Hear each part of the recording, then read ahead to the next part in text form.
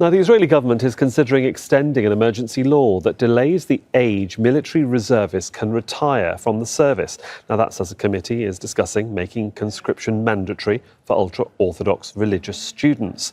Under the proposal, a bill would extend the exemption by 6 months. That would mean enlisted soldiers serve until they're 41 instead of 40. For officers, the age would be 46. And specialists, including doctors and aircrew members, would have to continue serving until they're 50 instead of 49. Elijah Magnier is a military analyst who's covered more than 35 years of conflict in the Middle East and joins us now live from Paris. Good to have you with us on the programme. The issue of conscription seems to highlight more now the problems the Israeli military are having in sort of filling that void when it comes to boots on the ground in Gaza right now. Thank you for having me. Actually, the extension of the service period for reservists is a decision driven primarily by the ongoing conflict in Gaza and the potential threat from Lebanon.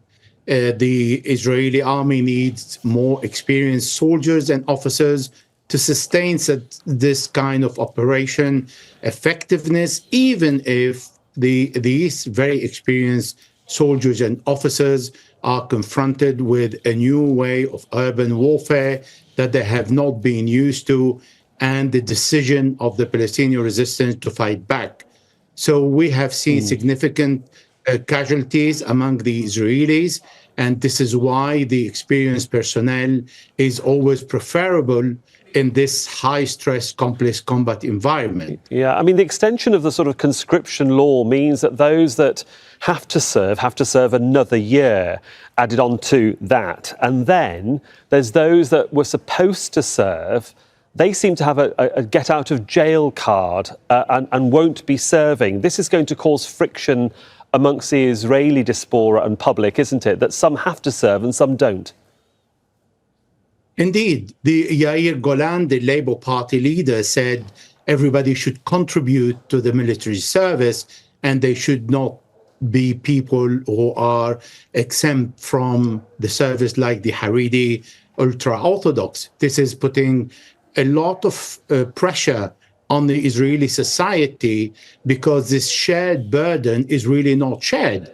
There are a part of the society that around 15% that can get away with it. So it is not only creating a political tension, it's creating also within the Israeli society a friction where people need to serve, they leave their job, there is a pressure on their family, they have PTSDs. Already 10,000 soldiers and officers were asked for medical and psychological attention because of this war. So this social break is enlarging today because of these decisions. And of course, reservists are just that, aren't they, in Israel? They are reservists, and you just touched upon it.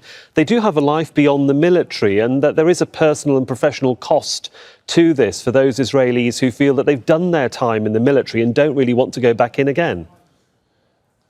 Absolutely. 42% of those enrolled in the army today, professionals and reservists, don't want to join the army again, and they want to leave because of the performance of the Israeli army, because they are confronted with a new strong non-state actor determined not to lose, and also because they have their own life. They have their businesses, they have their family to look after, there is a cost of life, everything is more expensive, and they are in the army while there are others who can live a better and more comfort life. And they feel the consequences of this war that is far from being a promenade. So it's not only affecting them on the very long term, but also it's affecting them on the medium and short term. I mean, you've been studying this and following this for a great deal of time.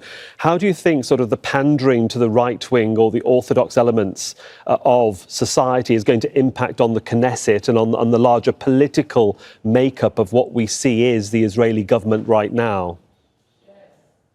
The rabbi of the ultra-Orthodox said it very clearly. If you ask us to enroll in the army, we would leave Israel, which means that they are not attached to a land that they have taken by force. Secondly, within the Knesset, There is a strong movement of the far right and the ultra-Orthodox that they are growing. They are the one who have more children. They have between 6 to 12 children each family. They are the one who contribute to the continuity of Israel.